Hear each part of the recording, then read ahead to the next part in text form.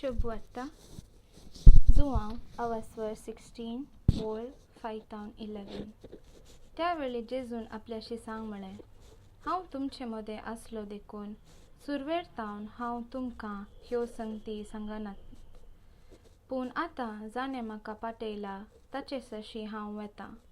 तरी पूण तूं खंय वेताय म्हणून तुमचे भितरलो कोणीय म्हजे लागीं विचारिना. ह्यो संगती हांवें तुमकां सांगल्यो देखून तुमी काळजान कंतीन भरल्यात.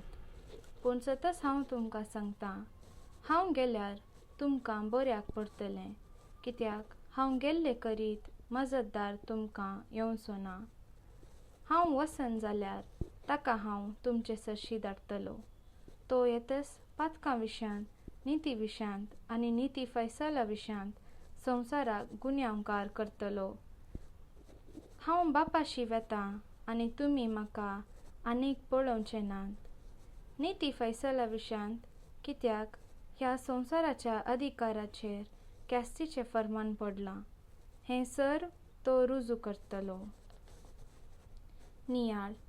जेजू सर्गा राजाक बाप सशीन वेता वेची घडी लागीं पावली. शिसां जेवणांत म्हत्वाची बदलावण हाडटा. ह्या बदलावणे खातीर जेजून शिसांक सांडून वचचें. बदलावण मजतदार जातासो आत्मो, आनी आत्मो सत कितें म्हणलें सांगतलो. साबार जण बदलावाविणे भियेतात. बदलावण नव्या जिवना खातीर गरज आसा.